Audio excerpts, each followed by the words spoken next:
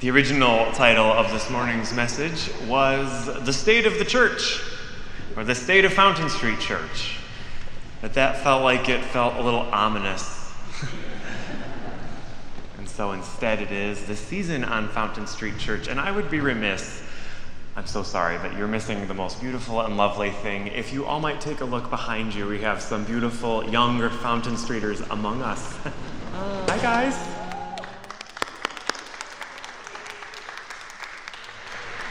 What a gift. It is good to be in community. So friends, there are three diverging and converging, interrelated and interconnected shifts taking place in our world and even in our church that I want to share with you this morning. Three shifts within and beyond these cathedral walls and this beloved community that I want to share with you. And so to do so, this will be another one of those times where I tap into my former life as a teacher and dig up some of those old pedagogical tools of mine to start building a framework for where our collective learning is headed this year. Now, explicit and implicit wisdom both tell me that many of us in our church want to know what's next. What's next? What's next in the life of our congregation? What's next in the rhythm of a new church year? What's next in the story of this 154-year-old ministry? And what's next for the story of this legacy landmark that's about to turn 100? What's next? And by now we know explicitly and implicitly that the answers to questions like this lie within, among, and around us, quite literally within the story of this church, but also in the shifting landscape of organized religious communities beyond this church. Often it is common when you're watching a television show or in syndication for there to be a little bit of a preview for the season ahead, and you might hear the familiar phrase, this season on. And so the name of this morning's reflection takes its inspiration from the media tradition of offering a glimpse of what might be ahead in our own church's season of ministry without giving away all the pieces altogether. This season on Fountain Street Church. So we're going to be practicing some metacognition together this morning, in which the explicit knowledge that we have been taught and learned together and the implicit wisdom of that which we've learned and that lives within us are the touchstones for the scaffolding of our learning together this year. That is to say that my intent and my intention with all of you this morning is that our explicit and implicit wisdom and knowledge will be the scaffolding for what I believe might actually be next in the life of our church. Now, if it wasn't already clear or apparent from today's appointed liturgy and readings, we are continuing with this theme of change and transition this morning. A theme that I am profoundly aware was at the heart of many of my predecessors' ministries as well as my own. This past summer, I had a lot of time to reflect and dig into and review some of the sermons and teachings of Duncan Littlefair and Milton McGorrell and Alfred Wisher and David Rankin, seeking a greater historical, cultural, political, and theological context for the story of Fountain Street Church, at least as we know it today. And throughout reviewing many of my predecessors' words, I was absolutely awestruck by the powerful witness of change and transition and newness and transformation that each of these leaders exposed, and by how relevant their collective work still is for each of us and our church this morning. We as a contemporary community know that the waters of change have always and continue to move within us. And within those changing waters are new and exciting dimensions that present themselves to our congregation. And yet so often it's easy to lose sight of that, or lose sight of that part of our story. Where a post-COVID, politically unpredictable, economically turbulent, and socially bereft world meets us today with often more questions than answers, it would behoove us as a church to remember that at many points in the great story of Fountain Street Church, these very same realities and nuances and monumental shifts played a tremendous role in shaping the ministries that we know and we steward today. Study the words of my predecessors and observe the actions of our ancestors within the walls of this community of faith, and you'll find a resilient, imaginative, hope-filled, and responsive community who, like all of us, faithfully asked, what's next? What's next? And Then they loyally pursued the answers to their questions with conviction and commitment. And so today, as we collectively imagine what's next for Fountain Street Church, I would like to illuminate 3 areas of transition and opportunities for transformation and monumental shifts that are happening beyond our walls, that our contemporary community of faith should be mindful of as we enter this new season with one another. And they all relate to who we are as a church and our relationship to the world beyond ourselves. But even more specifically, our relationship as a church to a religiously deconstructing world, our relationship as a church to our ministers and the leaders of that deconstructing world, and our relationship as a church with the physical church building that we have been entrusted with for our time and for our future. And before I proceed, I should offer this caveat that these are not just ideas of mine that I pulled out of a vacuum, nor are they some kind of agenda that I just want to see discussed. I'm not cherry-picking these issues that I think would make my job more easier or more enjoyable, nor am I proposing any cultural shifts in pursuit of the contemporary Fountain Street Church that I want to see. These are the ideas and the conversations and the challenges and the opportunities that are being discussed in 21st century communities of faith just like ours. And these are also the very areas of communal discernment that we have seen deconstructed and reconstructed before us in this very church that we share. So the first area of discernment and monumental shift that I believe is worthy of our attention in this coming season is the evolving landscape of spiritual and religious deconstruction that is taking place on a global scale beyond the walls of this church and also within. By now, most of us have heard the term none used to describe those of us who claim no religious or spiritual affiliation, and some of you have even used that delineation to describe this church. But how much do we actually know and understand about this cultural moment in our human story? And more importantly, how much do we understand how this is going to impact the future of our church? Author and director for the Center for Faith and Justice, Peter Choi, penned a thoughtful editorial on the deconstruction of faith in America, in which he identified 5 paths of religious deconstruction, largely occurring along generational fault lines. Specifically, Choi noted shifts from triumphalism towards lament, morality towards dignity, certainty towards mystery, superiority towards mutuality, and rhetoric towards embodiment. I'll offer those one more time. We are seeing a shift in religious movements from triumphalism towards lament, morality towards dignity, certainty towards mystery, superiority towards mutuality, and rhetoric towards embodiment. Now, each one of these deconstructive shifts merits a sermon, if not a series of their own, and in time there will be some between Reverend Jody and I. But this morning I simply want to underscore that these are big shifts that must be understood. We must understand them, especially as their polarities hold the power and the potential to inform 21st century communities of faith and the clergy who lead them. As American culture navigates these powerful deconstructionist shifts from values like morality towards dignity and rhetoric towards embodiment, contemporary spiritual institutions, much less religious organizations of the future, will either sink or swim by staying relevant and responsive to these shifts. And Fountain Street Church will not be exempt from such a moment as this. As a congregation with a rich history of getting ahead of the cultural foray and emerging theologies, I can't help but wonder where this seismic shift might be leading us in our own church. And so as we imagine what's next in the story of the ministry that we have been tasked with stewarding and we have collectively discerned together what these priorities might be in front of us, let us imagine how we might be a more responsive and relevant community of faith in light of these 5 movements, and then organize ourselves accordingly. So any study or understanding of these seismic religious deconstructionist shifts ultimately sets us up for a second area of change and second monumental shift that I believe we need to explore together in this season.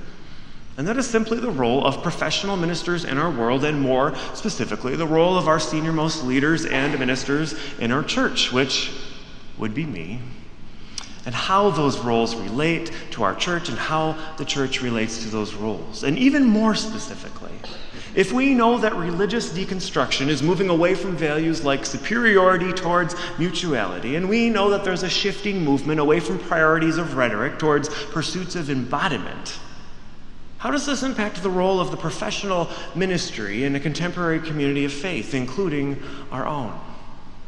How do these 5 shifts impact the role of the professional ministry in contemporary communities like our own? Now, at face value at Fountain Street Church, we have bylaws, and those bylaws simply state the senior minister shall be responsible for the spiritual and religious life of the church, and that the senior minister shall also have additional responsibilities as defined by the governing board. I took that right from the bylaws. The senior minister shall be responsible for the spiritual and religious life of the church. And that seems simple enough. Thank you. But in a changing and evolving world within and beyond the walls of this church, I'd be remiss not to point out that it's that very simplistic description that might in fact make this a more complicated conversation than it should be. What is spiritual life? What is religious life? And moreover, what is not spiritual or religious? And if these are the roles and the responsibilities of the senior minister, how does this relate to the life and the role and the work of the congregation? These might not seem like wildly important questions to be asking in a system that has a solid appreciation of what they do and do not want from their minister. But a simple query into clergy in America on one of your favorite search engines would actually illuminate there is a major crisis percolating in American religious spiritual communities, and not just Christian ones or ones organized like a church. One such article that's been making its rounds as of late is a piece that was penned by the former Reverend Alexander Lang of the First Presbyterian Church in Arlington Heights, Illinois.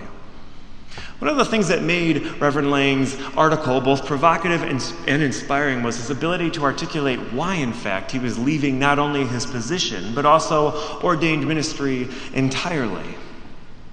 After pointing out in a recent Barna poll that 46% of current clergy have considered quitting ministry, 46%, he then went on to share his own experience in the large high steeple ministry setting he served, which was a setting not unlike our own. Lang notes that throughout most spiritual and religious contexts in North America, decreasing church engagement and thus decreasing church budgets have led to increasing expectations and increasing anxieties placed on professionalized ministry staff.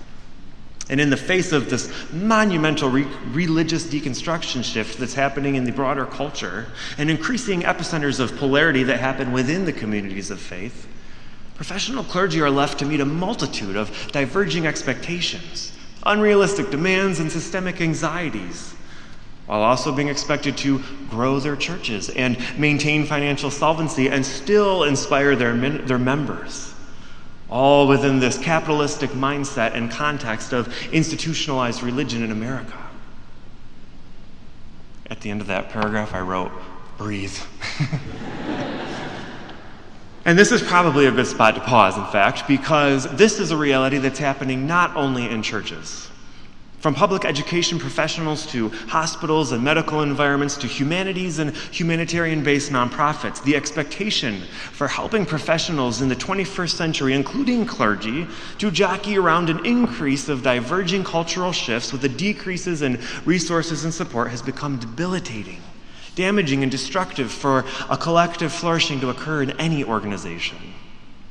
So as we ask ourselves, what's next for the health and well-being of our church, and imagine together how we might position our congregation for organizational resilience and spiritual sustainability, let's not ignore the importance of discerning exactly what the role of our leadership is in the 21st century and how we as a church want to relate to that emerging role, particularly in a response to a world that is experiencing a monumental shift of religious deconstruction and changing social patterns and norms. So there's a third one. The third and final area that I think our church needs to focus on this year together is simply our relationship to our physical plant or our building. How do we relate to this historic 20th century landmark? And how in turn does it relate to our 21st century mission and vision for a healthier world and a healthier future? By now, some of you have probably heard about those prevailing issues that face our bell tower, as well as the eye-popping costs that have been associated with it. And in response, many of us are asking an infinite host of questions. I've heard them all at this point, from how could that money be better spent, to how might this building be a driving force for change in West Michigan, to how might we creatively address both the bell tower funding issues and emerging opportunities for transformations in our physical plant. Each question and every question is worthy of asking and important to ask. The Reverends Audrey Warren and Kenneth Carter wrestled with these very questions in their own aging church building and presented their congregation with a vision that was both out of the box and grounded in their history. And in search of this collaborative solution that they presented to their community, they came up with this idea and this value and this precedent that people must still remain more important than property. And so together they penned the appropriately titled resource guide, People Over Property, and present one such vision for communities of faith like ours to pursue our mission and vision, while also identifying financially sound and stable solutions for our facilities that we love and want to share. Like so many communities of faith in our world, we too are being presented in this time and in this place, and the opportunity is being put before us to discern and identify what our relationship to this building is, and what our building's relationship will be to the world that we all want to seek to serve and transform together. And as we join 21st century communities in the endeavor to understand these cultural shifts taking place in religion and how our leaders are going to lead us through that, we must also use this season to identify how this legacy landmark of a church building will be part of making the world a more loving, just, and inclusive place that is responsive to all of those shifts. Now, each of these three diverging, converging, interconnected, and interrelated areas inform the other, and none of them exist in a vacuum, which means none of them can be reimagined or reconstructed in a vacuum either. And so as we begin to move towards what's next and take the first concerted steps towards what this season might look like with one another, we also need to take a contextual look, not only at our hopes and dreams for the future, but also the lessons and the wisdom of our past. And ask of ourselves, like we might with any other critical approach to history, what was going on in the life of this church, this city, and this nation that influenced our historic decisions and turning points? And what similarities might be influencing our decisions about our future today? This is an incredible amount of information and a tremendous amount of questions that need to be asked. But as I said before, this is just a preview of what's to come. We're still at the 40,000-foot view. This is a preview. This is simply asking what's next and then imagining some of the paths forward that I think we might want to entertain together. This is simply what's ahead this season on Fountain Street Church. But there was a problem with that title. A big problem, in fact, and I realized it after I approved the program for printing, because to say this season on Fountain Street Church is far, far, far too passive. It almost implies that we all get to watch what will happen this season. And friends, the season we are about to embark on will be anything but a spectator sport. The conversations around the role of a minister and the ideation surrounding the future of our building and the exploration of religious deconstruction will all be done in a season of discernment that we experience together.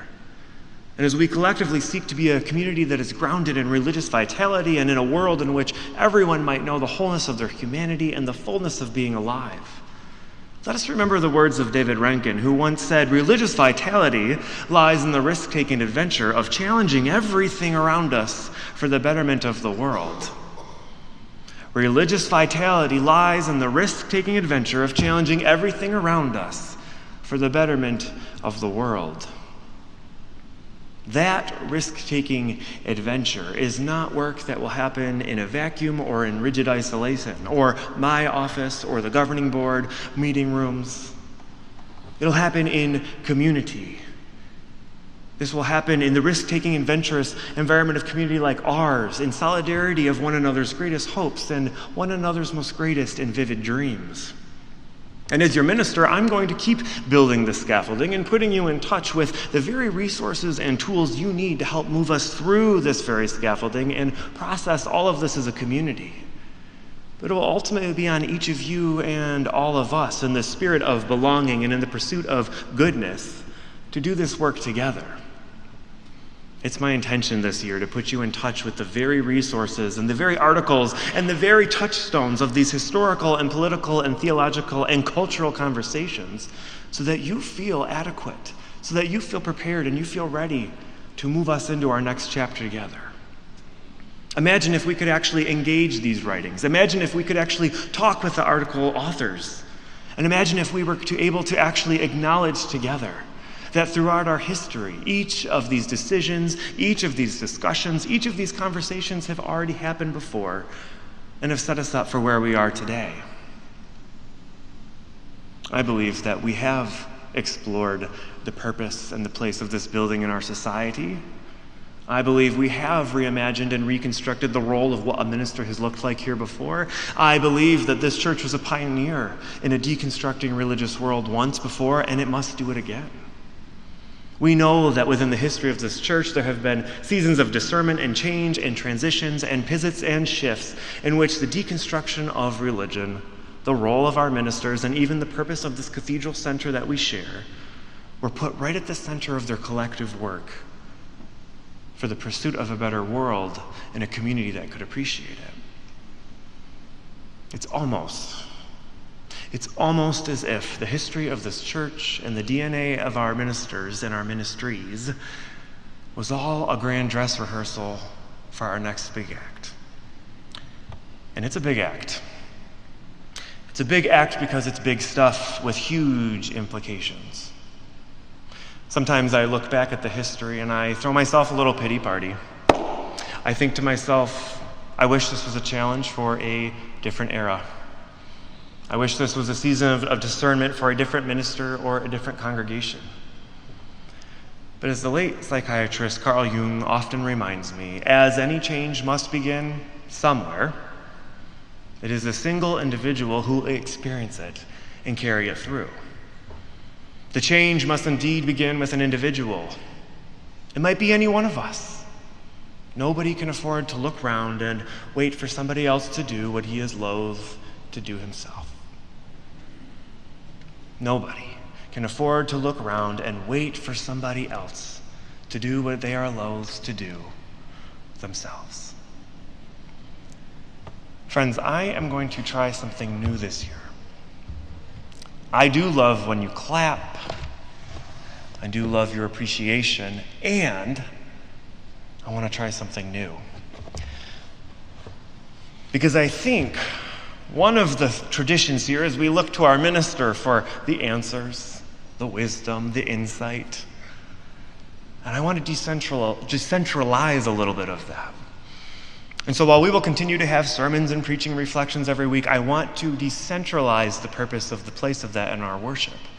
And instead make this part of our ground of being and part of our rhythm of gathering with one another, because we are in this together. And so today, I would like to start a new season where we actually have a prayer of commitment following each reflection. If you want to respond with clapping, take this moment of silence to internalize and metabolize what it is you appreciate or have hope in. If you didn't care for the message, or you have lots of fierce criticism, take a moment to internalize and metabolize that too. And think about the ways in which it informs your life and your hopes for our church. Will you join me in a space of prayer?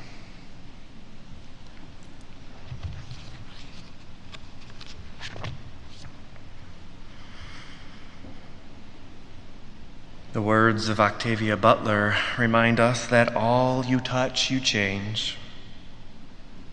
All that you change changes you. The only lasting truth is change. God is change.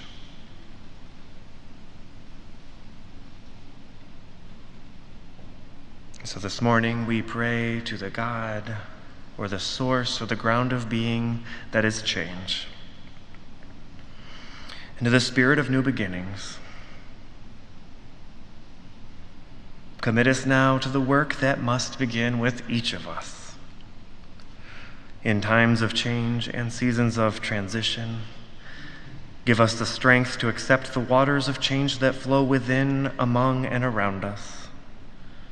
And grant us the courage to join in these ancient rhythms as we pursue a new future together. As the world ebbs and flows and moves and shifts around us, help us to remember that that movement is part of the great cycle of being. As the stories of our past shed light on our future, help us to remember that we are the entrusted ones who will write that future together. As our personal lives encounter the sorrows and celebrations and uncertainty and transitions of shifting expectations, help us to remember that change is part of the ground of being. And as the newness and the learning and the imagining and the expanding among us feels like so much, help us to remember that none of us is loath to do this work alone. For we have each other. We have each other. May this be our prayer of commitment and resolve and connectedness and community. And may it be so. Amen.